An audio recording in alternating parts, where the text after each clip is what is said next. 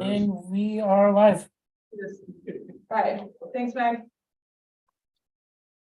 All right, well, I don't have the agenda up, but I know we will start with the Pledge of Allegiance. Here we go. I pledge allegiance to the flag of the United States of America and to the republic for which it stands, one nation under God, indivisible, with liberty and justice for all. Item 1.2 is approval of the agenda. 1.3.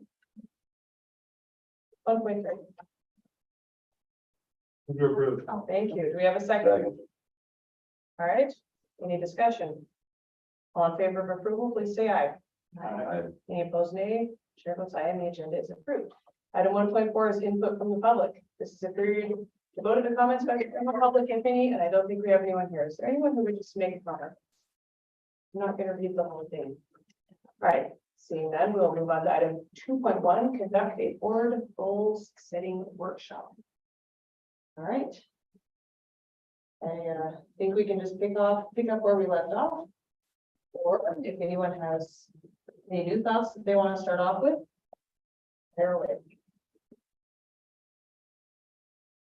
We have our the information we had written down from last time or where we had left off.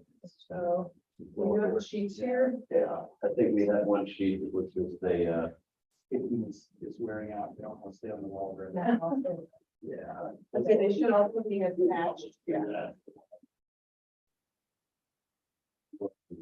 No, but we didn't have a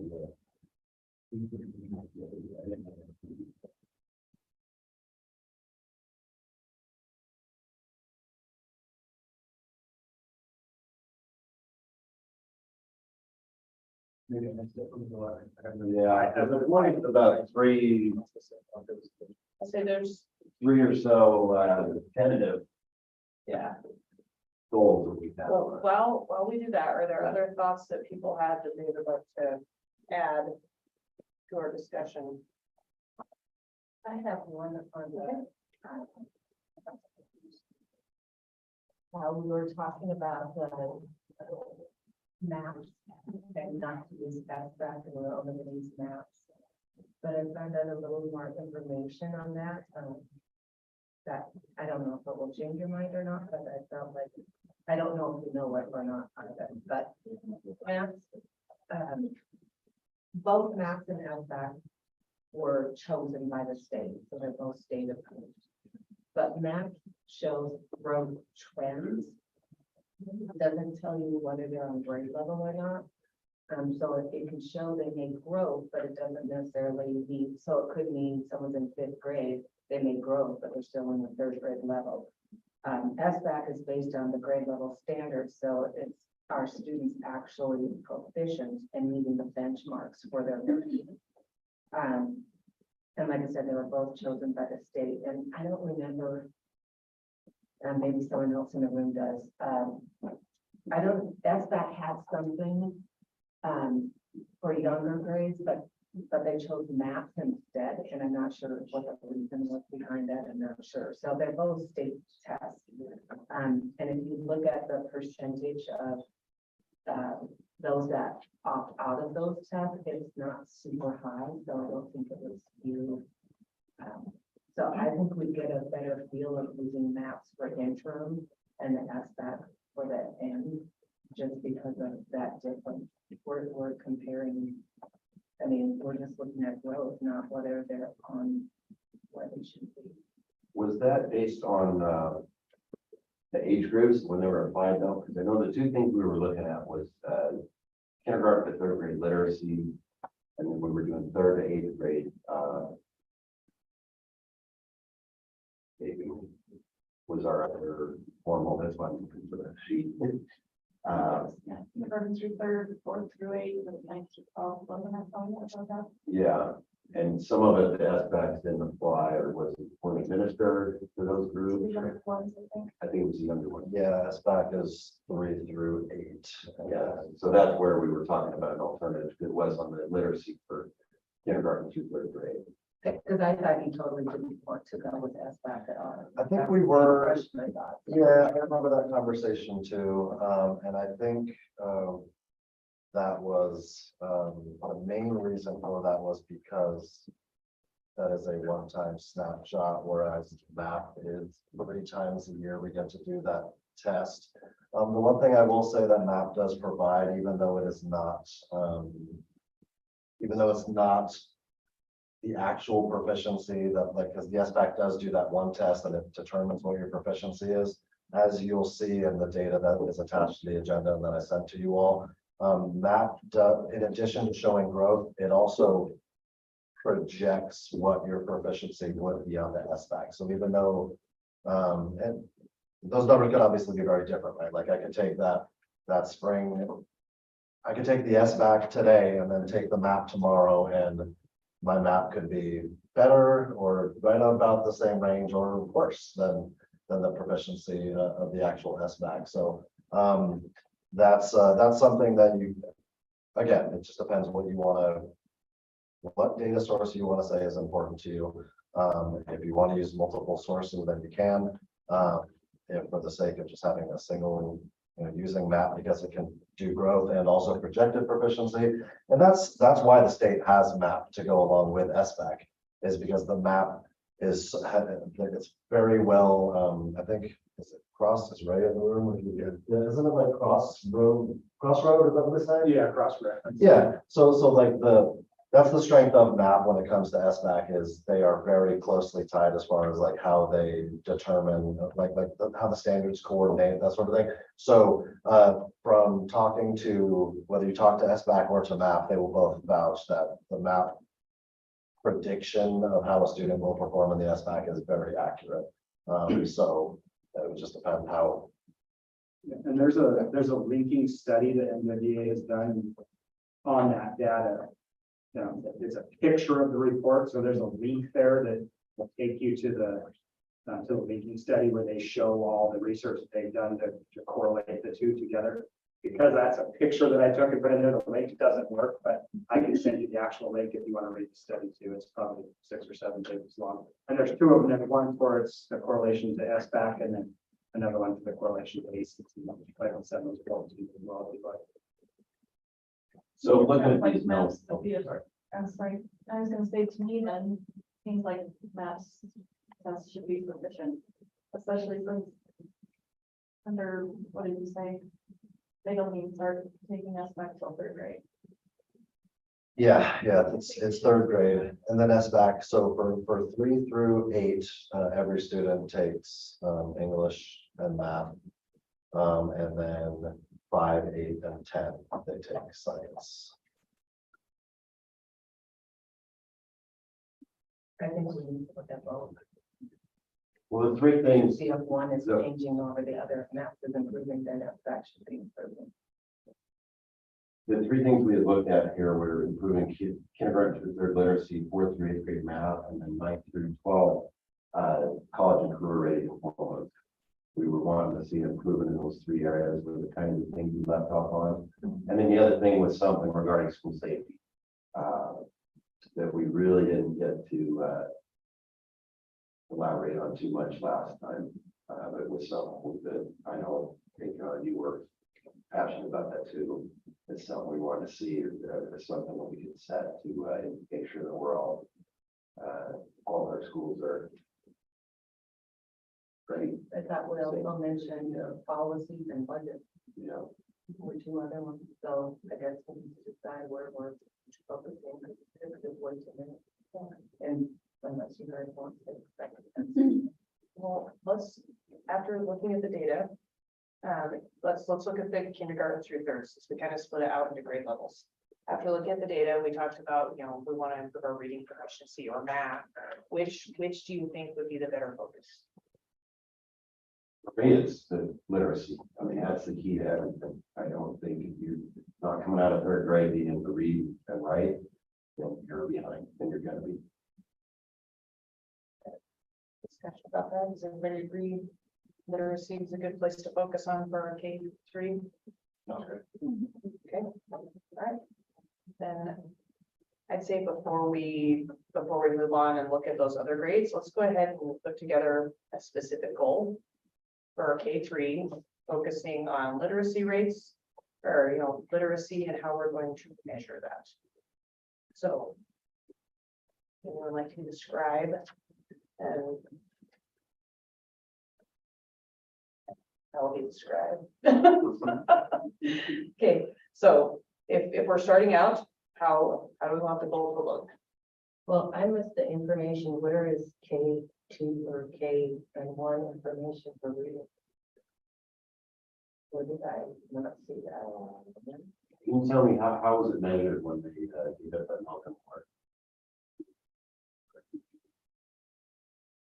I'm not positive of the criteria. Because, well, no, but that's what they were basing her work on, was the fact that her kids were coming out significantly better, regarding literacy and reading than what the state average is. I mean, the only thing we really assess kids in kindergarten, from a literacy standpoint, is we use the map, and then we'll also use a screener, they call it for dance when they come in, and then I think Diggles is another one they use. But this is the map is our main one. Now, kindergartners aren't required to take this when they, in the fall. The first administration, they are required to take this as in the winter. Ray, do you know why the K1 doesn't show up on this one? For those grades, they don't have the linking. The projected proficiency for those grades, it starts at second. The K1 test is different in the second through fifth test. So you must not have done the connection.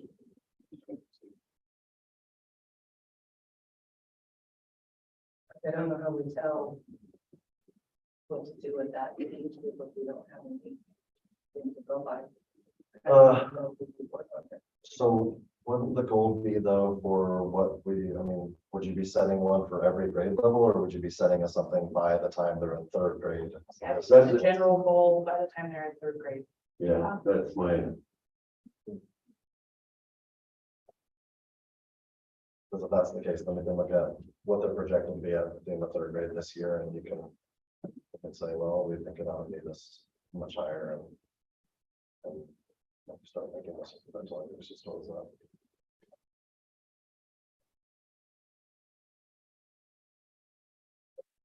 So if I'm reading that right, by third grade, it says that they are 17.3% proficient, right? So you would want to combine the blue and the green together, so because that's your proficient and better, 33.1, so Yeah. maybe, yeah, 33.1, that is what the third grade, this year's third grade. That's in the winter administration, which was like January, it just depends. Could have been someone in December, could have been someone in February, but we'll just call it around January. 33.1% of kids in grade 3 were projected to be proficient or advanced on the SBAC when they take it. That's how that reads. proficient to state standards. Or what's the base, what's the measure? I think it's how they would score on the state test. So, yeah. Right? Yes. Yes, I'm right. So then is the goal gonna say we want that to go up by 2% or 3%, or like, is that what we're looking at? You'd have a bigger percentage, and then you have your interim goals, that would be a smaller, like by such and such a date would be a small amount, but you have a bigger goal. I'm just throwing a number out there, say you wanted to improve 30%. Yeah. That would be the top goal, and then as we go along by, first year, like this would be like a 5-year goal, so we plan it out. Then it could be 3 years, I'm just throwing numbers out there, but you'd have 5-year, and then so like the first year would be by, 4% or whatever it is, until you reach that final goal. So you want to have a big picture and then small picture as you go to that picture. So we can look at the proficiency of second and third grade. So second grade is about 31%. Third grade is 30.1. so. If we want to look at, an overall goal, the next 3 to 5 years? Where do we want to start? 3 years, 5 years? 3 years. Okay, Our strategic plan is a 3-year plan. as well. okay, because I was. 3 years, you know, in 5 years. Well, that's been how you do it. Which that shouldn't matter. Good, well. No, I know, but I'm saying like, then. If it's something you want to affect, All yeah, the fun. Okay, I hear what you're saying. So I say 3 years. so if we say within the next 3 years. We would like to see, proficiency in literacy improved by. What percent? I'd like to get over 50, and I can't even believe I hear myself say that. Yeah. That 50% would be a goal, but I mean, yeah, I would like at least half the kids to know how. I think that's a good one to start, but I mean, inside, I want it to be 95%, I feel like that's a goal. It's what we should be shooting for. But I understand we want to be realistic and have an achievable goal here to do it. And that's, I don't know what it would take to get to that, but I mean, over 50, I think would be fine. So that puts us at 20%. We know what we were prior to pandemic. What did you say, John? Yeah, that's what I was curious about. Where were we prior to I pandemic? was asked before, I apologize. I don't know it off the top of my head. I can. You run it real quick. Thanks. Just You want- I don't know, I was curious about that. I'm not saying it won't be better than that, but to try I and. can tell you what SBAC proficiency is for. I think I have that pretty good. Terrible. That. Yes, that, you want me to get the projection proficiency? Just like these same numbers, similar to this, but for these pandemic numbers. Right? Whether it's this or maps. Yeah. Yeah, just to see where we are. Yeah. And we need to put something like from August 2023 and then out in 3 years. We need to have specific months. So for SBAC, when we're talking about, well, this is reading, right? Yes. Yeah. Got that on the screen, let's go down. So, 3rd through 8th grade proficiency in ELA for Elko County in the 18-19 school year was 44.6%. And the state was at 48.5 that year. That's 38, though. That was 33. Okay, let's look at the same numbers right now. I'm looking at SBAC. I'm not gonna have to. Yeah. I'm looking at the Yeah. administrator. And it looks like this NWA system, I mean, that's gonna go back to fall of 21. I thought I would call that support this idea. I could get it, but I won't be able to. No, So if we're You do looking have at. fall of 21 though? Do we have that with, yeah. Well, it's pre-COVID. Or, No, right it's not. right after. Well, sorry. That's what There it you is. go. Probably not to be Hard to great. believe it's All of 19 would have been the last pre-COVID test, or winter of 20, would have been the last pre-COVID test. how, does anyone know how often these go or how these go have gone? How long have we been doing maps? Ray, how far, because that has been the 4 years I've been in the county. I'd say, 32. I think it's somewhere close to 8 years. So is there a way, and I don't know if you have this, is there a way to literally, it's like, I don't want to set a goal of 30% and then that's like completely unreasonable, right? But I also want to set a goal of like 0.5%. Yeah. To waste everybody's time. So how, do you guys, just in general, how have these gone in the past, or how would your memory serve you as far as, is it pretty regularly was going up before COVID, or was it pretty regularly keeping fairly? I can tell you what the 4 years before COVID were for SBAC. Okay. It was 43.6, then it dipped to 36.1, and that was when they adopted a new curriculum, and then it went up to 42.2, and then it went up to 44.6, and then down to 38.4 after COVID. Or 33 right now, is that 31 Change. But that's for, you said. That's for grade, This is though. grade to grade all together, yeah, and when you look at the grade levels, that's it shows up. Look at the bottom. Yeah, so these two right here, it's a 38% average, so that's, So in 3 years, we want to try and get back to where we were? Is that what we're looking for, guys? Or are we looking to get back to at least bring it up? Because to go say, hey, we're gonna get back to where we were previous, and we're gonna add to that in 3 years, I don't know. So what I am all on board for going after it. I just want to throw out there that if you put something like 50%, you are talking about doing something Elko County or the state have never done before in the history of public education here. So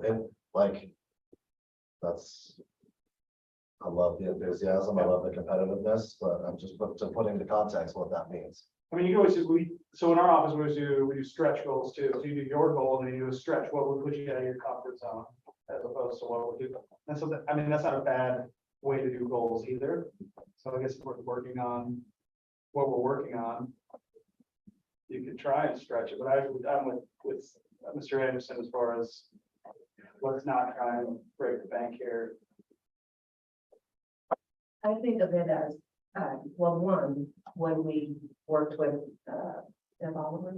Yeah, yep. And this is just when we were all, sorry, you guys weren't there, but we did, and we were talking 38.4 in 21, and then we were doing 5 years, and then to 50% on May. So, you know, that difference, that's kind of what we came up with at that point. So if that kind of gives you an idea of what we did before, approximate. And the good thing about goals too, is if we're really going to town, like, oh my gosh, we've exceeded what we thought, we change it. And if it's like, you know what, we're making progress, but you know, maybe we're asking a little too much. I mean, we can always adjust our goals, right? So, because I'm with you, Josh, and Mr. Anderson as well. You don't want to stress about, oh my gosh, we'll never be able to do that, but you do want to push to get there too. So it's kind of that point. Looks like our swing is 3 to 5%. Is that right? I'm not like So an average. the biggest swing down that we saw was a 7%. And then the biggest swing up would have been that following year of a 6, but after that one, it was 2. I think usually anywhere from a 1 to a 3% improvement in a year is probably a realistic range. That's behind me, feel free to chime in. That's what I was thinking, like 2 or 3% max, but.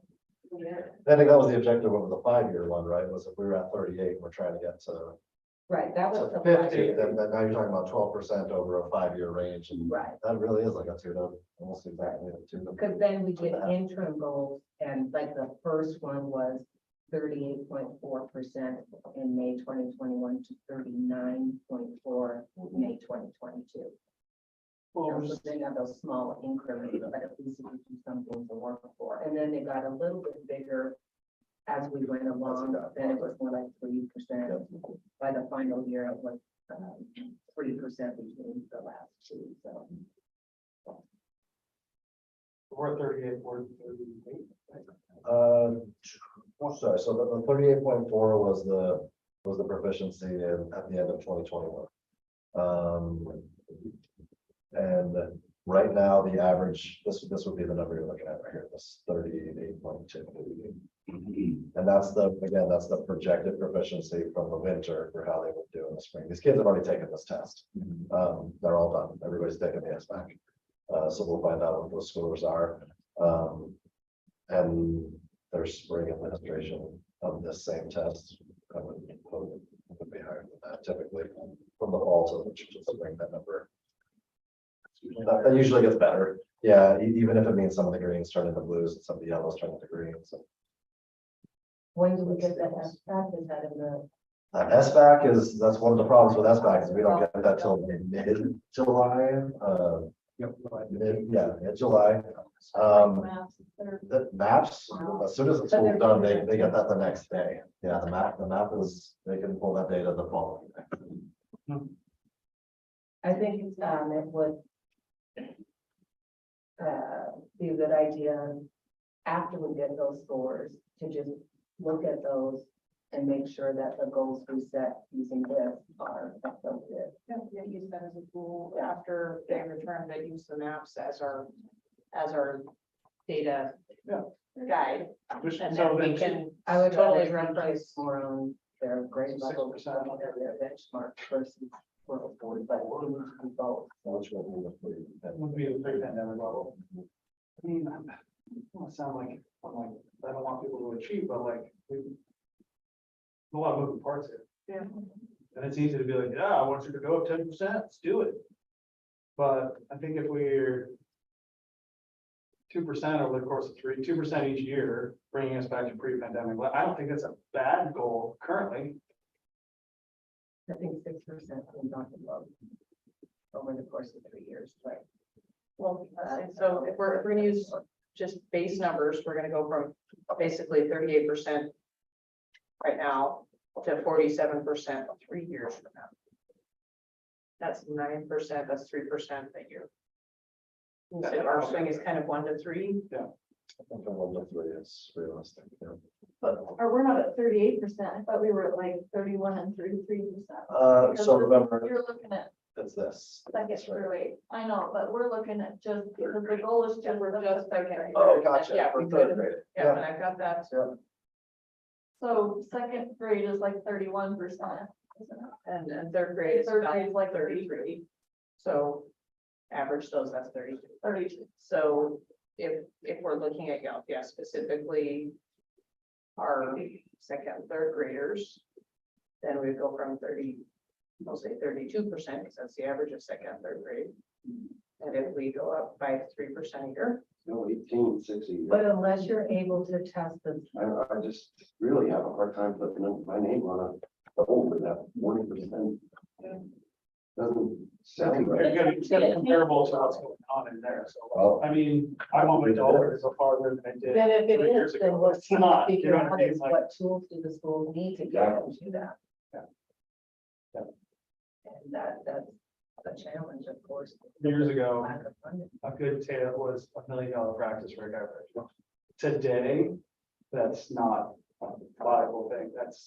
It's a $2 million practice. Why? Not because they want more money, but because our money's not worth as much, because it's comparable to the rest of the nation and the state. Same way that this is, the state's only at 46, 48%. And we're like, well, we're gonna get 60 from 30, like it doesn't, it's not in relation, there's no ratio between the two. I agree that I want our children to be accelerated better, I want them to hold on to it, I want teachers, we teach you better, administrators, I want all that stuff. But if we're setting goal, like, if people will just ignore it, it'll just be an ignored goal, if it's something that's not attainable. attainable, right? Just a quick Google search, the national average reading language arts proficiency is 46%. I think So to United go States of beyond- America. I think to go beyond 3% a year, 3% a year increases. Would there be any reason that fourth, fifth, sixth, seventh, and eighth would progress faster in percent? Would you see if they could hit a 4 or 6%? Well, I don't know about the percent more. If you look though, those percent, like this third goes at 33. This one right here is over 36. That one's 44. That's an outlier. This one's at 45. Like, so the third grade is the lowest end of proficiency, naturally.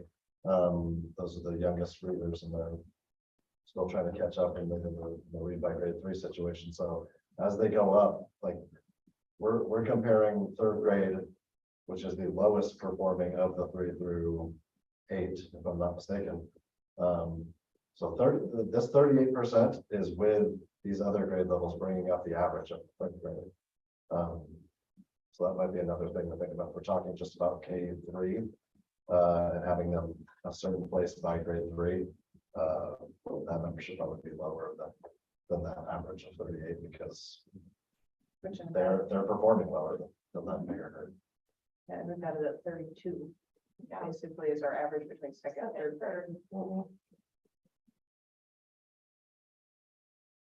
So I think you could say 3% a year, but that's maybe reasonable. Here's my thing too, is among the kids that, or with the kids that struggle.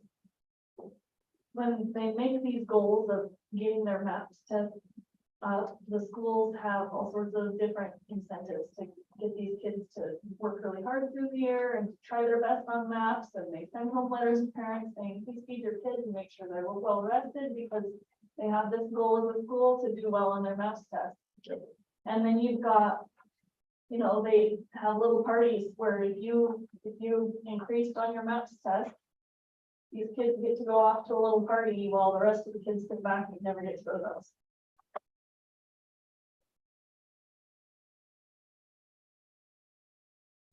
That's tough on some kids. Yeah. If we're gonna do something like this, if we're gonna push a goal like this to the district, then I think they need to work towards that goal as a whole school.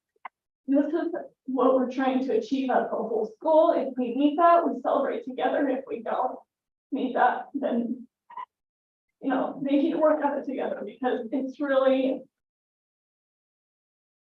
hard on those kids that are never gonna reach that benchmark. Right to our data, that's more than half of our kids. Yeah. And they try so hard. So I think these goals are good, but I think the way we incentivize them and the way that we reward them, has got to be done differently.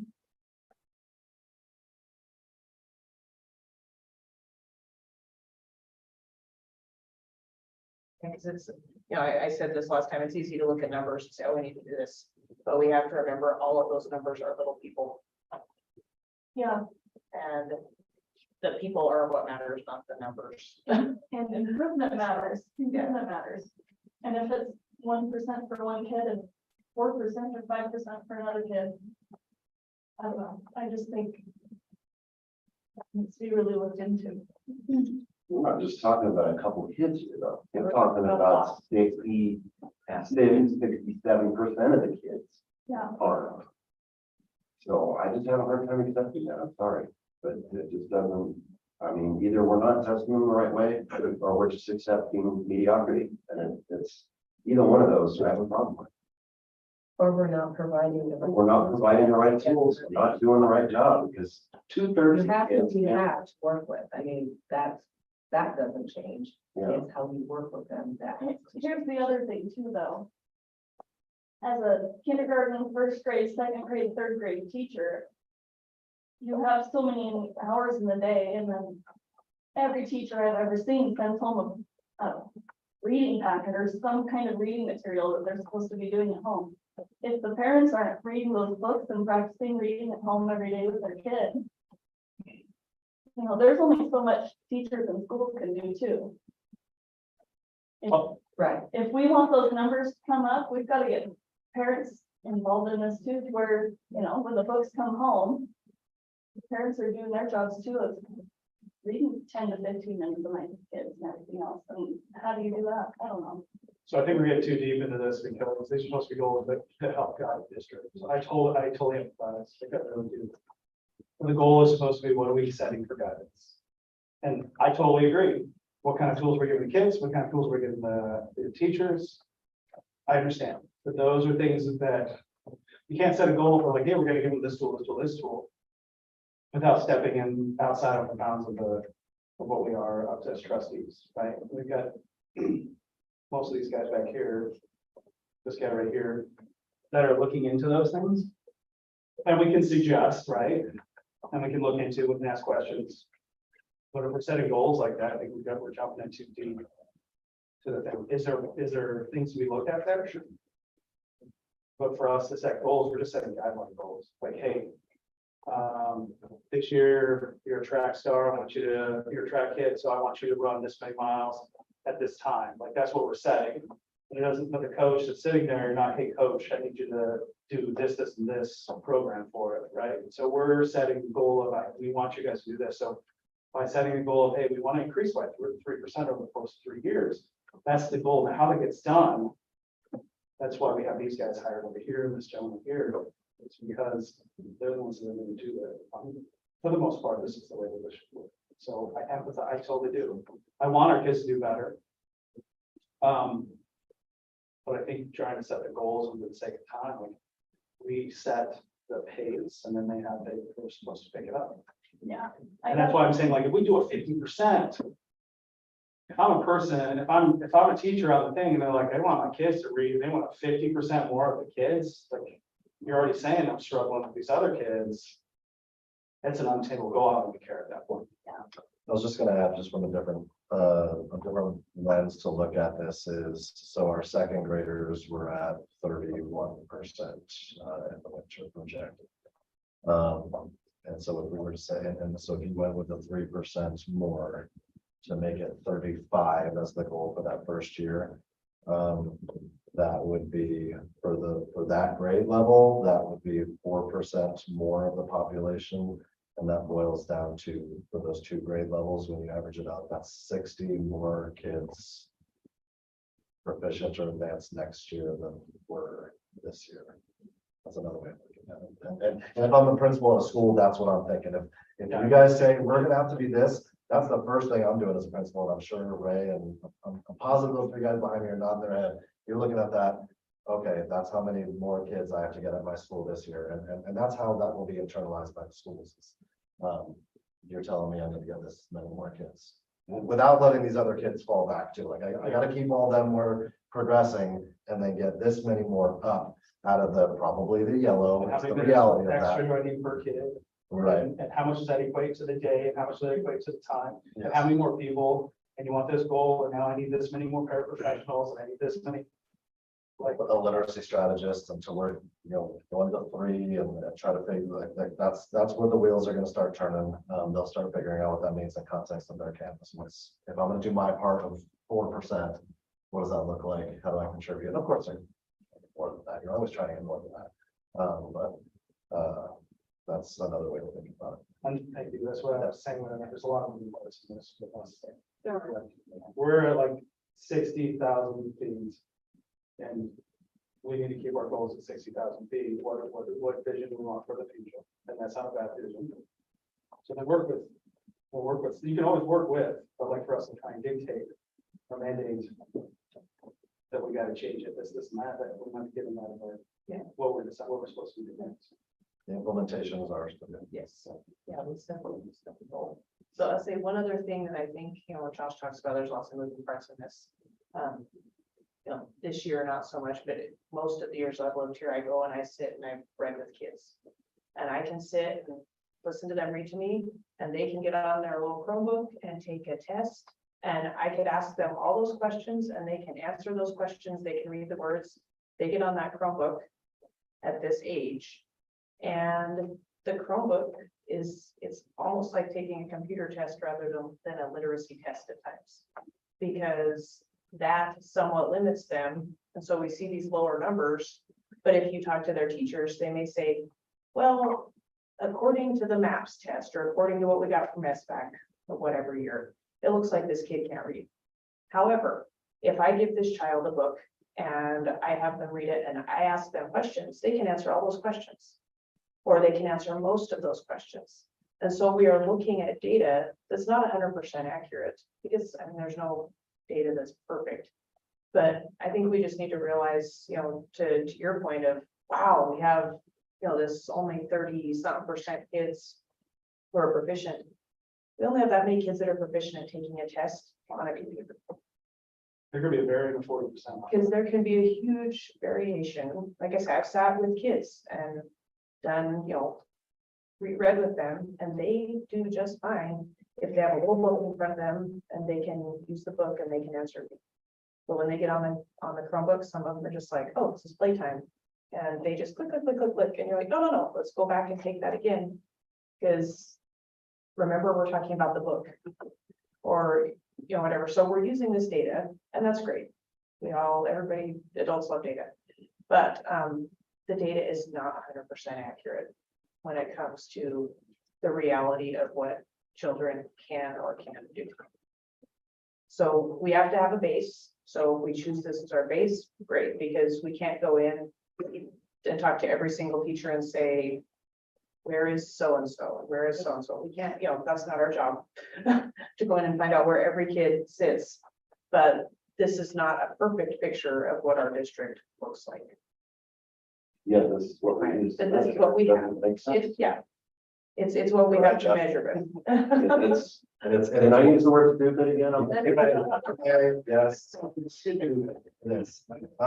It just, I think we need to get moving on Yep. mapping goals, but we, the superintendents, are trying to affect that change at a higher level to talking with, like, to define how we hold schools accountable and what constitutes success in education. So we're talking about, this is a process that's gonna outlive all of our involvement in public education, probably. It's something that's ongoing. I would agree with you, it's not effective because hearing that number 30% doesn't compute, and then yet we're still moving along. So they have to be using some of the teachers or they're using their experience to do grades, exactly, and able to move along that way. So Does it help you if it's I not take giving the an accurate picture. national average and divide it by ours where we're 70%? If you take our average, you take our percentage and you divide that into the national, now we're at 69.5%. So we're at 70% proficient compared to the national. So like if we're playing with numbers, I mean, it's easy to look at numbers, but I'm just telling you, yeah, if you take the national average and you divide it out to what our K through 3 is, it's about 70%. Okay, so now we're 70% of the national average. So if we bring it back, let's say, I've kind of jotted down within the next 3 years. We'll keep the word, figure out the wording here. We have to see the proficiency in literacy for grades 2 through 3rd, because we don't have a data source for K1, right? But those kindergarten and 1st graders will be 2nd, 3rd. Yeah, at some point, right? Improve from 32% in May of 2023 to 41% in May of 2026. Okay, Say that one more time. so It'd be a 3% increase each year. it would be a 3% increase. So that's the big picture. Yeah, please. Jeff's point to not wanting to limit it, if you just include the language, something along the lines of at least 3% per year. Because obviously, if you approve 5, that's great, right? Like you don't want to limit it, it's at 3%. Yeah, we're gonna keep pushing. Should we go approve by at least 3% each year to at least 41%? We end up at 50%, obviously, that's bonus, right? But I at think least we it's a want little bit. specific numbers, and if we need those, then that's when we revise our goals. Because then we know we need to set them higher. So you're saying you want to delineate it out to Yeah. 35 for 24, 38 For the for interim goals, yeah. 25 and 41 for 26. Just like what we did before, like 38.4 to 39.4. And then if we exceed those, then we set our interim goal and we revise those so that we're constantly revising our goals and setting them higher if necessary, but not lower, but setting them higher. But I'm only one voice, so you guys would. That's rather do that, I will. Yeah, it's fine. All right. Yeah, we believe that that makes a difference and you can be more quantified. Well, it's Because I don't think proficiency is the right word because these are more growth. It'd be growth, not proficiency. But that's Can the I current reference check and provision and also. Yes. Okay. Well, because I've got.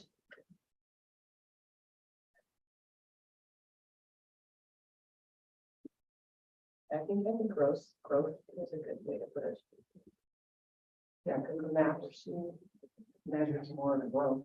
And then when we get S back, we can look at, is it really predicting what our students, like how these guys said, then the proficiency, but that's measures growth. So do we want to include the language about at least 3%, or do we want to use the specific numbers? I say use the specifics and gives you the sheet for it, and then if they exceed that, that's room to celebrate, and then you can increase it. Everybody, what do you think? Jeff, Josh?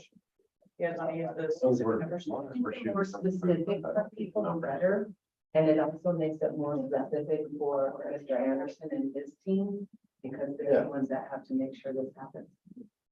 Yeah, and instead of just saying 3 years from now, we need to be 9% higher, you're right. So we want to have that.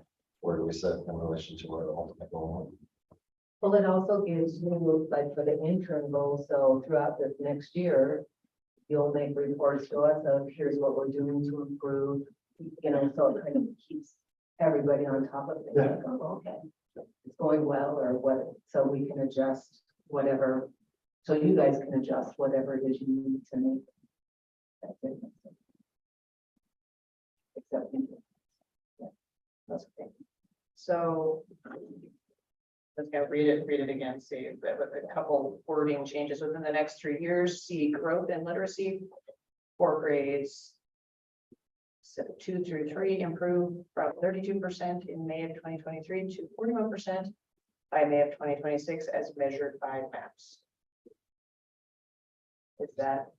is it Yeah, the only- Fire away. The only other thing that we want to consider is we're looking at a winter 23 test, so. Do we want the winter scores We want the or do spring. we want the spring? We probably want the spring of 23 scores. So So just keep that in mind that the scores we're using are winter, but we will ultimately be using. the spring Spring numbers, numbers. but I guess, we don't need to I delineate. like the that out. spring better anyway. That's the whole year. You Yes. have your full Because shot to then you make can build change. it in from too, like. Okay, Right. so Yes, and we will. from question mark, as far as where exactly that number falls Yeah. right now.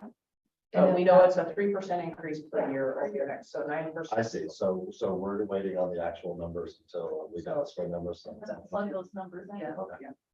That sound good? I'm sorry. Is that, no, that's good. Yeah. One minor. Go ahead, please. Map is singular. Yeah, sorry. Map, The test. As measured by map. Maps. so, People The just call it map. maps. Yeah. it's just- Everybody says maps, but yeah, we're gonna print it on something Right. nice. We probably want it to be as measured by map. Good. Okay. make academic purpose. Make it look like you know what we're doing. That's right. Perfect, yeah. Well, I had to go and fix some spelling errors on the last time because it was driving me crazy the whole time. So, because we were scratching and I was like, oh, we should have fixed that. All right. So do we want to look at that as a goal? That's our whole goal. And if we're breaking that down, basically our interim goals are that 3% improvement each year. And I don't know that we need to, I mean, we can delineate that out, or we can just say we know that it's 3% per year. I think we need to base the 3% based on what our actual number ends up being, and then do the 3% from the actual number. Yes, yeah, so I've got these numbers circled, so Yeah, 32. so say it turns out to be 34.3, then the next one's gonna be 37.3. Yes, yep. Yeah. So the numbers aren't exact right now, but the goal, everybody's good with just goal. Goal number 1. Okay, woo, woo, here we go. Okay. So we kind of divided this out. That's K3. Now we talked about. We're raising out and then my, well. Okay. College ready. And after looking at the data we got, is math where we want to focus for 4 through 8?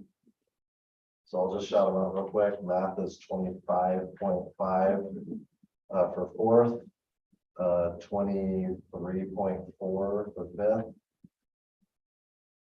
My eyes 30.5 for sixth, 22.1 for seventh, and 16.3 for eighth.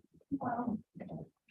Say in the interest of, we kind of hashed it out already, we could pretty much take what we're doing with the Legislative process. K3 and apply that to. And what's our, you know, So 27.3 is the, well, I guess that's the average for everything. That's got second and third, yeah, so so somebody average out the 4 through 8 really fast. did you write those down? Can we give me the average, because we're doing them by grade 8. So between 3rd and 8th grade, it'll be the final of grade 8 or no? I'd say, I think the problem with that, Susan, I'll just tell you from, as you can see on this chart, and also, I think other than Ray, the other two guys behind me have been in this situation before, your 7th and your 8th grade, those scores obviously limit. When you start going from adding and fractions to algebraic equations, that's just the nature. The middle school scores are gonna go down. But we don't want them to. So it's- Figure out where the breakdown is of why they are. So does that eighth grade take into account, eighth grade math, which includes geometry and algebra, or does that eighth grade also include the kids who are taking algebra? Or even the seventh graders that take algebra, or are they not in those numbers? Yeah, let's just take their own. Because that Yeah. takes out, in a lot of That ways, takes out that your- eighth grade The best. takes out all of your best math. Right, well, the kids who are in algebra, they pretty don't take that stuff, right? They take those students then, No. or do they take that? stuff? They take- But they don't do math. No, they do, but They do. they would take a different math test. Because what you get So out of they're not figured into these numbers. Your algebra kids are, I don't think they're Not if they're taking an algebra course, they would take the math algebra test. Yeah, This is the, not this. So this would be pre-algebra. And, right. but I'll be, I mean, I. guess I'm- And that's that drop off right there at grade 7. I was gonna say. your best math kids are taking a different test. Yeah, Yes. yeah, and so I guess that's kind of telling that, our top math kids are keeping those averages up Prior to. prior to that. Especially eighth grade, especially eighth grade. Yeah. Because you don't have very many kids in algebra in seventh grade, that's not a super normal thing. But you do have plenty in eighth grade.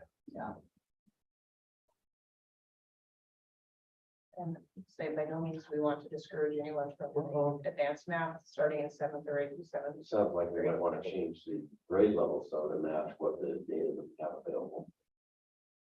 But if we're showing if math testing does growth, then we're not growing the younger kids so that they're actually. So then what we That's want to what look at is we have, what but the low. that this is the low end right here. And Can we we get, check we can the help. math algebra test? Can we get the information from the math Right. algebra test so that we're actually factoring in the, Should we factor in the algebra test? all of eighth grade? They don't have a report for it. We would have to like pull the number of kids that were proficient and just add that stuff together, but it would, we'd have to. But we'd be We'd have able to to do that. do it? But you'd want to just see the eighth grade kids that took the algebra test? Well, Because we have ninth grade kids who are in there too. Yeah, I was gonna say that. just the eighth grade. Maybe that would be something more a school looks at is, hey, how are this particular group, because it's gonna be a smaller number, right? You said that not as many people take that. so- Yeah, it's not as many. I would say that the algebra kids aren't necessarily the ones that we're needing to help. Right.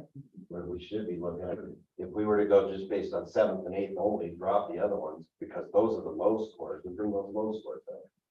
But then we have those numbers continue to drop because more and more moving into algebra classes instead of staying in classes that would factor into this. Well, somewhere along the line, I guess it's not our job, but we need to figure out where are they lacking, like not making growth anymore to where they're getting so far behind. And what does this look like compared to pre-COVID Not- as I well? was just about to get So I to think all that So- standard. pre-COVID, 15, 16, our kids were 31% proficient. 16, 17, they went down by less than 1%, closer to 30. 17, 18, they went up to 33. 18, 19, they went up to 34. And then the year after COVID, they went to 21. And so we've been making growth back. But our current eighth graders were in what grade when COVID hit? Fifth grade, So our eighth graders who have the lowest growth right there were fifth grade. They potentially lost the basic, So yeah. just to clarify, I mean, That's- well, we are not looking at which kids have grown throughout the year. That is Yeah. based on that last Yeah. test, how they are projected to perform on the test they already took a week or two ago. So many of those kids probably did have growth throughout the year. They could have started out horribly in the fall and then, they've actually, the number is better looking than what it was in the fall, like some growth. Can't say it definitely did happen for those eighth graders. We have to have a different report for that. Yeah. But this is not a growth report right here. This is Yeah, a that's right. projection. What do you guys want to do? Are we feeling like, how It's, we stick with math as our goal for kind of the middle age group of our students? we would, yeah, so before you answer that, I just want to make clear, so. However you're gonna do it, just make sure the wording matches it, right? We don't want to talk about 8th grade proficiency in math. Because that assumes all 8th graders, and these numbers don't include that. So if that's gonna be the case, then we would need to pull the algebra, find out, and that's easy enough math, we can do that. But if you just want to go off of the smarter, balanced, this one, the math K-12, it would be off the math K-12 test. If that's the one you want to do, is specifically these numbers with just this one test, then we would want to specify that. Because the reality is, most of your kids that are taking algebra, Cody, you can speak from experience, most of your kids that are taking the algebra map are doing just fine on the algebra map. Like, you're gonna have way higher percentage numbers. Like, the kids in algebra, they're in 8th grade, they're a good math student. And most of them are, you're gonna have, what, 70-80% higher. Yeah, that's how we use those scores to get rid of. Yeah, they don't Yeah. score into it. Yeah, your kids that are scoring high in 7th grade are your kids that are going into the 8th grade. And so those, again, still not good enough, I agree. But that number is, most of those algebra kids would be all mostly proficient and advanced passing scores. So our goal would not state grade levels, it would state, or I guess it would, 7th and 8th graders based on, 7th and 8th graders should take the math K-12 test. Yeah, However, that's. Something like that. Yeah, that's all. Yeah, I thought we were doing 4th through 8th grade. So and we've got 4th through 8th as our group of students here. I think the concept is, if we're projecting for 3 years, Oh, these are your kids who are gonna, like, they're all building up to that. Yeah, just like we were talking K3, but our data actually just does 2-3. It doesn't deal K1. So our goal ended up being, grades 2 through 3, second and third. And so our goal here could also, focus on grades 7 and 8. Readily available data. Yeah, I'm sorry, can I just throw one more thing in there? It's not a bad thing per se, but it would look bad against the goal is, if we're doing a good job in 4th, 5th, and 6th, those kids, the ones who are doing well are always going to be exited out of this data. You're always just going to be taking data on the ones who didn't qualify for being good at math. You're only going to be gauging the kids who struggle with that. When you look at the math proficiency off in the Nevada report card, what tests that are they referring to get the scores that That's the SMAC. for elementary, middle, and high school? Elementary and middle, yes, not high school, but elementary and middle, yes. Through 8. And what does high school become? High school goes off of ECSD scores. Because there's a real discrepancy between elementary, then it went down, and then it went down even further, so it keeps getting Yes. lower as we go along. I'm not sure why that is. Math gets harder. The math gets harder, the ACT, I could give all sorts of excuses and potential explanations, but it's my experience, not. But I mean, that's a big drop. Yeah. 32 to 17% big drop.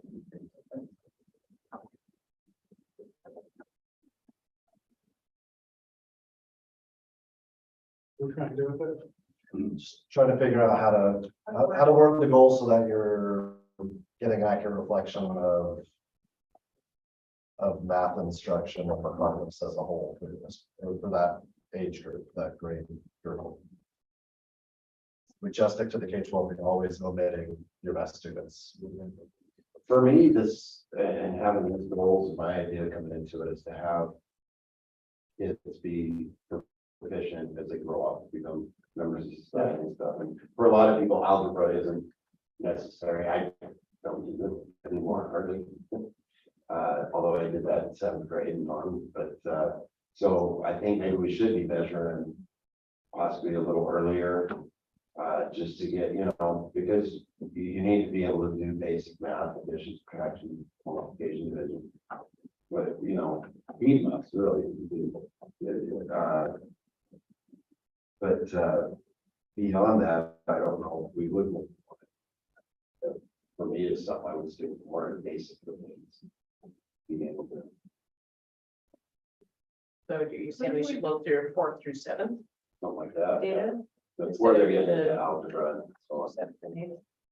I'll bet your math teacher would argue with you that you don't do that. They definitely do. Sure. They would say use it every day. We always solve for unknowns, and that's how. Not the point right now. So if we just said, increase it by 3% every year, 4th through 8th grade to include the K through 12 test and 8th graders pulled from the algebra math test.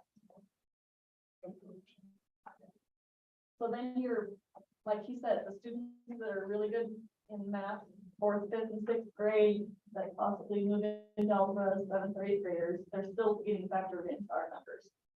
We're still using them in the data. So pull those 8th graders that are taking, and 7th graders, whoever's taking the algebra math test, pull those numbers and add them to this. And could we do that? Where it's gonna get tricky is, I don't know if there's data, if Matt has data that tells me what Projected proficient data. and advanced is, because the exact number on each grade level is different. It's not always scoring at the 60th percentile. This is like an example, I can explain this. The 5th grade number that's there, they pull every kid in 5th grade that takes math.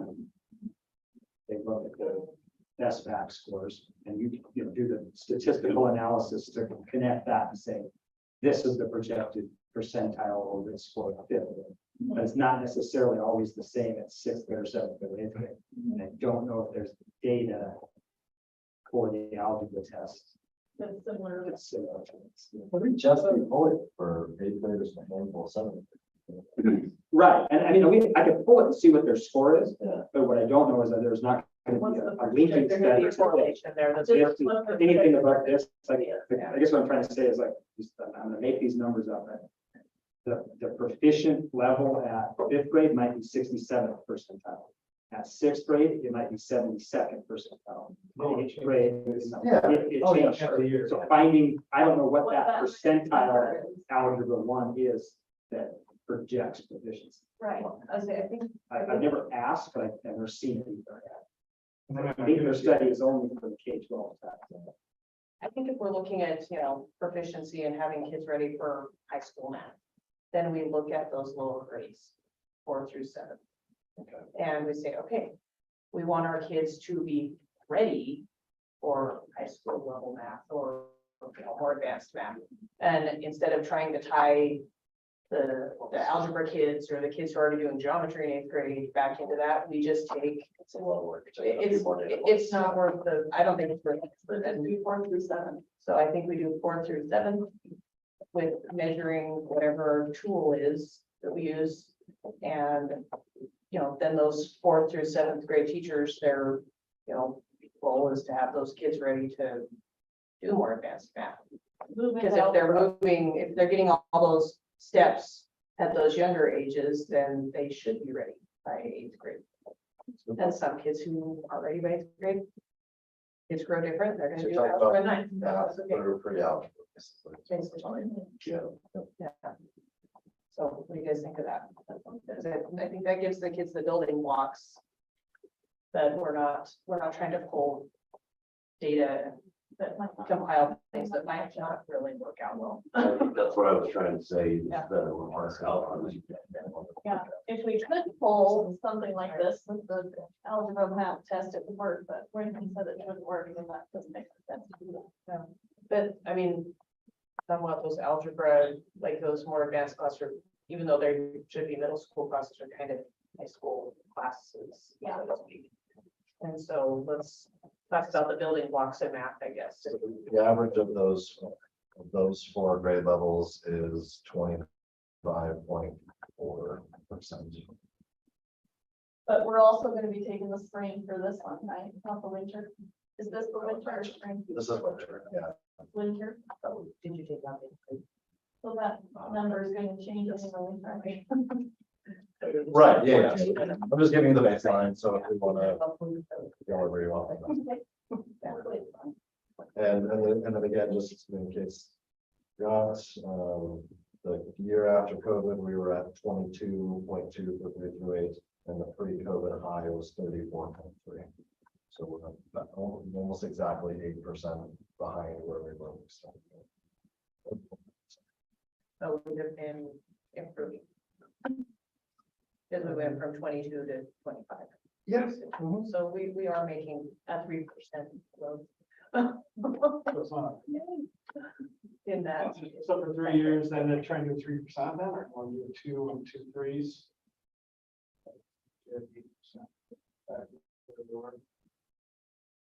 So we're trying to do, right? What did you just say?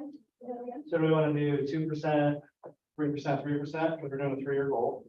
So 2% for 1 year, 3% for the other 2, that gives us 8%, which is what we're down from pre. That would get us back to the program. And if we do better, awesome. Or do you want to do 3, 3, 3? Yeah. Sure.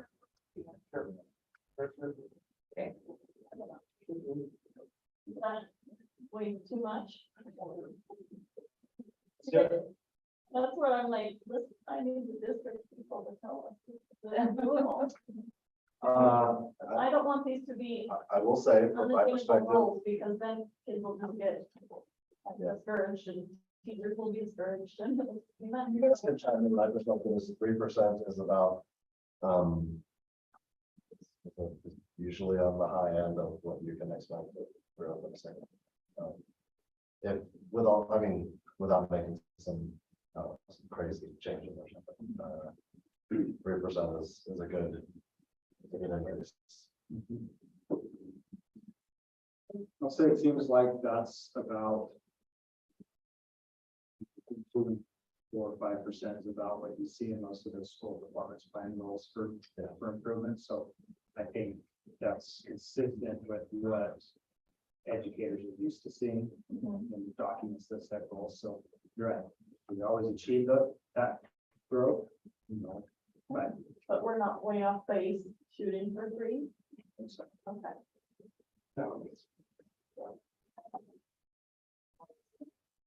So percentage. How many, where else, how many are we doing? We're doing 3, 21 more. So that basically like your weekly goals for 3 years. I think if we get too many, then that spreads everybody too thin. I agree. And I think the We have a lot of strategic plans has a lot of good goals, and I don't want to add so much more into that everything gets watered down. Yeah, so Josh, something you missed out, and I'll say it again, is there are a lot of things we're always going to be working on. Just because it's not something that the board says is a board goal, does not mean it's a priority.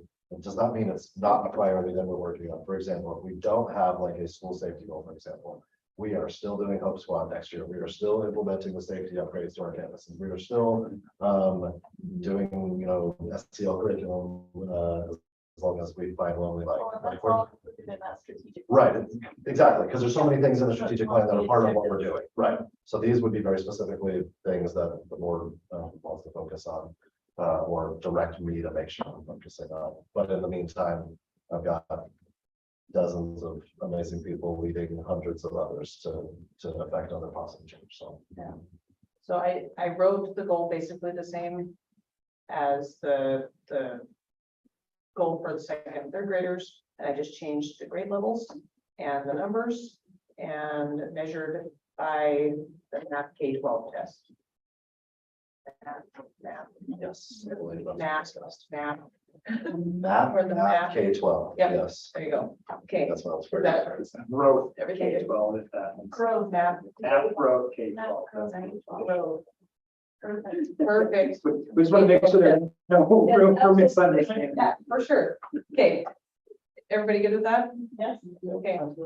So now let's look at a goal for our high school students. So if I remember, we talked about ACT stuff, we talked about types of diplomas, we talked about graduation rates. We provided you with some of that stuff here. I remember it was, yeah, absenteeism. I remember us talking about the diplomas as potentially an area of focus. Because whether you are college bound or not, a college and career ready diploma, for example, talks about. Sorry. So let me just show you this real quick. Oh boy, Ray, is there another page to this or I no? think it's to the right. I gotta drag over. Okay, so the college and career ready diploma would capture anyone who's got, well, I shouldn't say anyone, but here's what it is. College and career ready diploma is an advanced diploma, so you have the academics in there. And then in addition to the advanced diploma, you have a few things that you have to do. You have to capture one of these, which is either language proficiency, it could be CTE courses, it could be work-based learning, it could be foreign language, it could be AP, dual credit. So you have all sorts of options there. It's not just the kids going to college, right? And then after you do one of those things, you then either get a college ready endorsement, which is measured by achievement tests, or a career ready endorsement, which is either the ASVAB, CTE skill certificate from completing CTE courses, or in this other one is not what it's called, this industry recognized credential, but that's also something that they can do. So it captures a lot of post-secondary, it's not just a one track. This obtain industry recognized credential. Yeah. Isn't our district doing something like that, like Gallagher for? No. We have several, yeah, like, yeah, it could be like I don't know all of them, but it could be like a safe serve if it's the food industry one, it could be, I think the Gallagher board has something. Certification. Yeah, so if there's every CTE completer thing does not have an industry certificate as a result of that, but some of them do, and so if they're able to achieve that, then that can qualify them, so, but the hang up isn't usually this part or this part, it's usually this part because they have to take a fourth math, they have to take a third science, they have to take isn't it a fourth social studies as well? And yeah, or social studies. So that's usually where kids don't get the college and career ready diploma, is because if they don't have to take a fourth math, they're not going to take a fourth math. If they don't take a third science, they're not going to take a third science. And so part of the problem with that goal is we're asking kids to care about a type of diploma that maybe that they don't care about, because it doesn't have relevance to them. Whether or not they get that CCR diploma could have nothing to do with them being able to go into work for the mine, right? Like one way or another, they're going to go work there. So maybe I can get those extra 2 periods off at the end of the day. Like that's honestly the biggest challenge. Yeah. Because the state doesn't, I feel like where I grew up, it was a requirement if you had to have 4x4, you had to have 4 math, 4 English, 4 science, 4 social. So there was no like opting out of that stuff. It was just, that was part of getting your standard diploma, but that's not what the standard diploma is. We're changing it anyways in the past. I'm pretty sure they're gonna change with the requirements, percentages of and all the other things too, so. Yeah. That might not be a good goal for us to even have it. Yeah, It's kind of current age junk. So anyway, that's the information about the CCR diploma. Should we maybe think about like the absenteeism rate instead, or I don't know. What's a good goal for that age group? Graduation rate period. Graduation rate period. I will tell you, I've talked to quite a few high school kids since our last goal setting session. And, most of them are like, I don't actually care what kind of diploma I have. I plan to graduate. A lot of the discussion I have with kids though is I wish we had more options. Because they have so many friends in other places that are like, I'm getting my associate's degree at the same time I'm getting my high school diploma. I am, I have a work study program and I am getting this, I can go and work for, this doctor's office because my high school offered, a program where I can get my, what's the basic nursing, CNA, where like they're coming out of high school with their CNA that was provided as part of a program in their high school. And so a lot of the kids I talk to, they, I'm gonna be real, kids don't care about graduation rates, they care about opportunities. What opportunities could we provide for kids in some way? Because they will come to school and their attendance rates will be better if they are excited to be in a class. If they're excited to be there for a teacher, if they're like, hey, when I'm done, I already have these skills for, a job as a CNA or a job as, whatever. I can go work in the food industry and, I've got this certification. And so they care more about those opportunities than some of this other stuff that it's easy for us to look at because it's data and it's numbers. We could be like, oh yeah, that looks good, let's work on that. But to those kids, they care about opportunities. And so I've been thinking a lot, well, is there a goal we can set that can provide better opportunities for high school age kids with partnering with community, industry, or, anything of that nature that would be more what our kids want. I think that all sounds great. I just. There's no data. It's not really there. Well, and with what money too. Yeah. And with our More. vast geographic area being that some kids will have these extra opportunities. Right. and others Some won't. won't, So we yeah. just have to- Equity gap. Yeah. You have to Really find good each distance community's rifles. uniqueness of where you could find that partnership and, Yeah. Or, Are there online options that every community could use? Yeah. Anyway, I'm just throwing that out there as far as kids I've talked to, which has been quite a lot over the last couple weeks. That's what they care about. And if we're doing this for kids, we should probably talk about what they care about more than what adults care about. But I don't know how to tackle that. Like you say, we're already, But they usually are the fine. funding and everything else. I mean, what adults want, when kids want to usually much, it's how you measure it. Adults want to be more analytical in numbers, the kids are more tangible. Like I said, it's the same thing. They want more opportunity.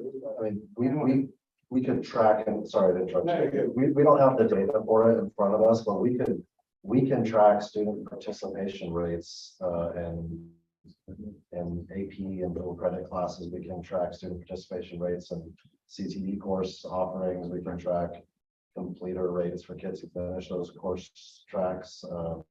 Like we can track that stuff. And I know Heather already does quite a bit of that from a CTE standpoint of this is how many, what percent of our kids participate in CTE. This is the percent of kids that complete their courses. Like that's, I'm just trying to think of potential data if that's the direction we want to go, but I don't have, those numbers. Sure. and did they talk to Teresa about more opportunities or taking advantage? Like, they want more than one more. Yeah, because I mean, some of, their friends had 2 or 3 options where they could get their associate's degree virtually while they were in high school, not just one, and it was very difficult to work through that option. Like, they worked with, different schools that were they cater to the high school kids so that it's easy for them. And they were virtual options. And a lot of them were virtual. Yeah, and I mean, some weren't, they had a campus, where they could attend Yeah. easily. And did But- others not know about that opportunity? Like, I'm trying to You're figure out. talking about like, Some- I'm just saying they're friends that they're talking to in Oh. other states Sorry. and other locations. I mean, They're like, oh, this is is really easy, Okay, sure. I could just sign up for, these classes and some, like I said, some are virtual, some are that it wasn't a hard thing to get your associate's degree. And here, that's an option, but it's not really Awful. It's awful. I agree, 100%. Let's be real. It's awful here. Sorry. And it's not easy for the kids and it's not designed to help kids succeed. I know we're trying to work. Yeah. So. So maybe we make a goal of 3 Was not part of it. new opportunities. Or whatever those may be, but, or a goal of at least one needs to be online to help everybody, and then one that is particular to each community. I'm just going. Yeah, so we're just- thinking out loud. And maybe this isn't the right track for us to go down. And maybe we say we have two really solid goals. And this is where we start. I gotta say, And in 6 months, we convene and talk about another goal. I I did, don't know. because I sometimes need longer to think than others. Um, in my head, I kind of rolled around other options that you guys had mentioned the last time, like the social emotional learning goal. We could look at something more like that. I mean, like Mr. Anderson said, there always doesn't mean to succeed into a goal, doesn't mean they're not working on it. So new opportunities for kids could be something. you know, Yeah, it's in our strategic plan already. And I mean, even as soon as next Tuesday, we're having a meeting, Tuesday and Wednesday with the state about trying to get 2 more ones of nursing program in the county. So like we're constantly. I mean, I personally would love to see those options for our kids. Like I say, talking to kids, that's more along the lines of what they're like. Yeah, I wish I was coming out of high school with, you know, yeah, I'm good at math or I'm good at English or whatever, but wow, my friend that already has this. You know, they can register for classes in college way before I can, because they've already got their associate's degree, and I've got a couple college credits or 0 college credits. You know, because it's hard to do that here, I was and gonna it shouldn't be. I was gonna say too, and I'm not saying this needs to be a goal, but I just wanna thank the district for their goal of trying to work towards getting kids with more kids to graduate with regular diplomas versus the adjusted diploma. I think that's a great goal, and I'm excited that they're providing more inclusion classes and things like that. And put them in classes that are gonna earn the credit they need for. I mean, I don't know, even like writing up, we don't even know, is that something we do? I mean, like what streamlining the process, like. I don't know. Yeah, I don't know. It's not a policy we do. I mean, I'm all for streamlining process, you know, like that's what I love doing that. That's something I love sitting down with somebody that's so like, let's streamline this thing. But I do, I do. You want to streamline? I'll streamline. Let's streamline. But I don't know that that's the thing. I mean, a goal of like. We're moving, and then you start going into other programs that. It becomes cumbersome to try and make them a district. But It does, I know what you're yeah. saying. But the And direction we want to go is more opportunity, but.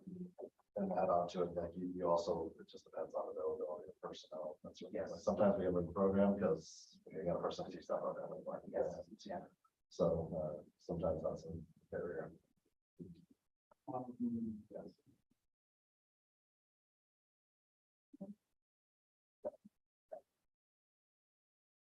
Not sure where we're headed with this. Yeah. Well, I don't know that we can, yeah, I'm. We're just having conversations with development people. For me, it's chronic absenteeism, right? I just. If we do it, I we don't, go for that, and is there? I don't know, like, yeah, so keep in mind, you're not, there's very little that you would do as a board member No, I to know, improve chronic absenteeism. I'm saying, but could we set a goal that improves? Obviously, you guys figure out how to improve that, but Yeah. Of course, we think that. it just seems like 33.5% is a big number. It is a big Yeah. number. I agree. In a lot of schools. Is it 10% of the time that it is? Yeah, so Yeah, if they're, 2% of the school year. Don't forget, our numbers are gonna be skewed starting with a 4-day school week. That's gonna, it's gonna get worse every time they're absent, it's more. Um, Yeah, so that's a big, and the state's changing that too as well, so. yeah, that's gonna mess our data up a lot. That's gonna know. it makes our data irrelevant.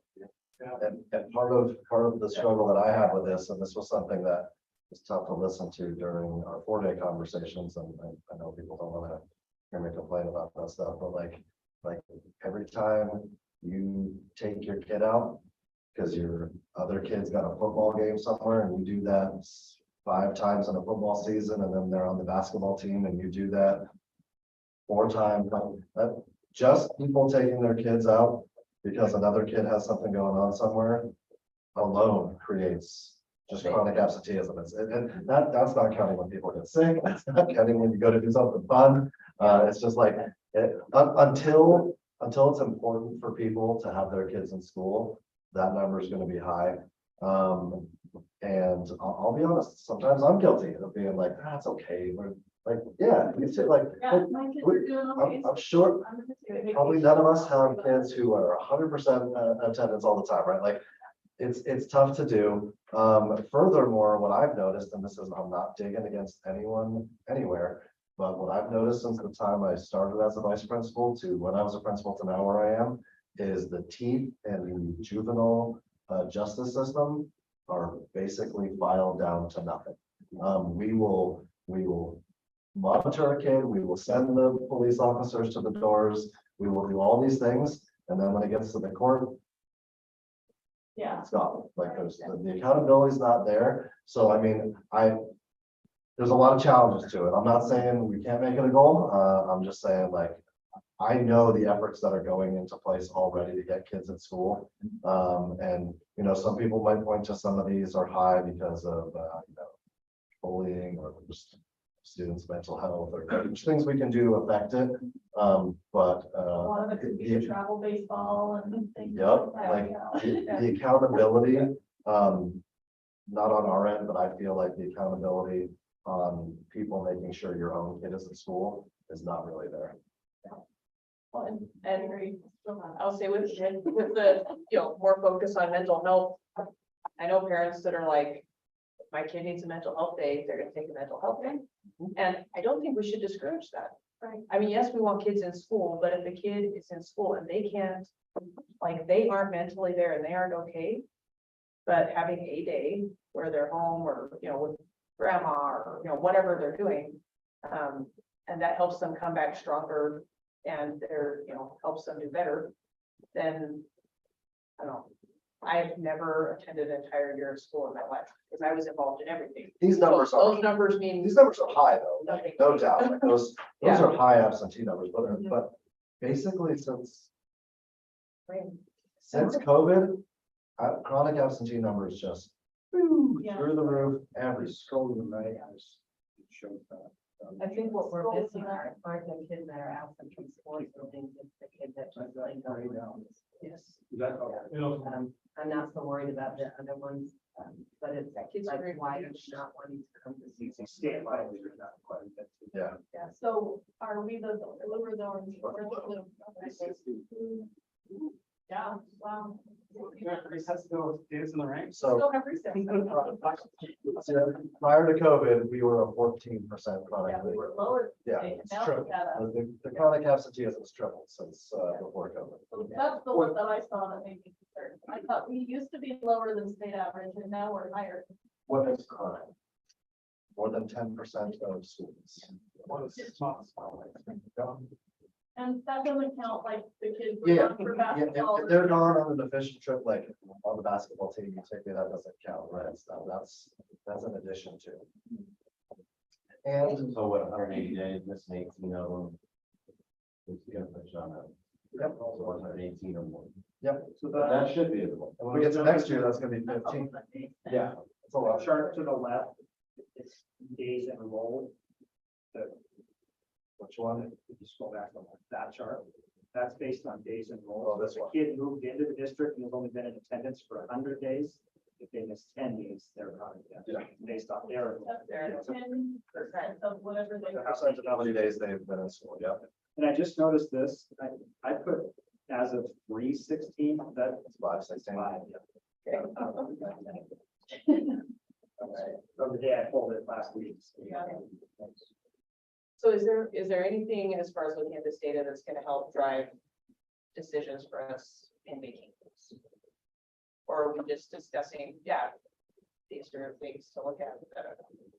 Is this really driving, the driving force in our discussion on setting goals? Do we have a different specific goal for the district or, high school students? Or like I said, we have 2 goals we can start with. Goal setting and goal living is an ongoing process. Or we could do something with, since we're going to be adoption and then counseling for it. We could adopt a goal that deals with counselors and.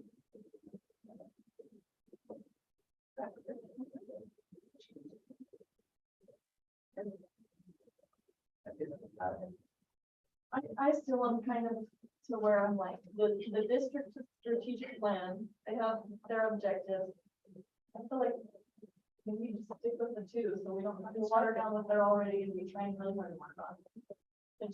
But you guys want to start with two? Like I say, we can come back in a few months and say, hey, now we kind of looked at where we're going and what's happening in the district, and now we see that this might be a really good thing to add on.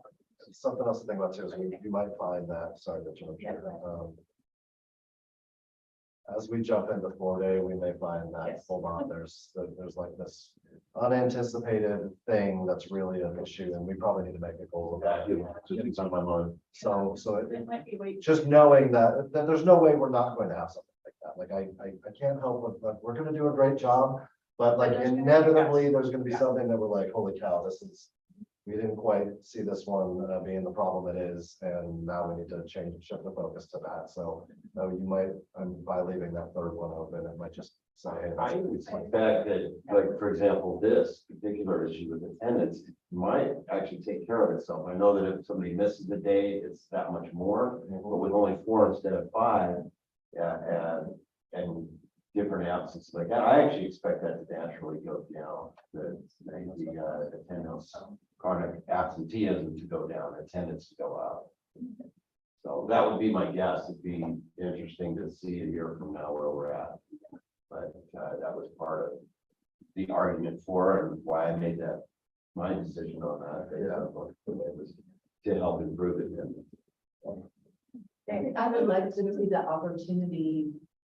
That they have the opportunity, I'm not saying it happens, but even at like the next couple board meetings for the public to comment on our goals, if they have anything else they feel we missed, not saying we have to do that, but for students, like the students you talk to, just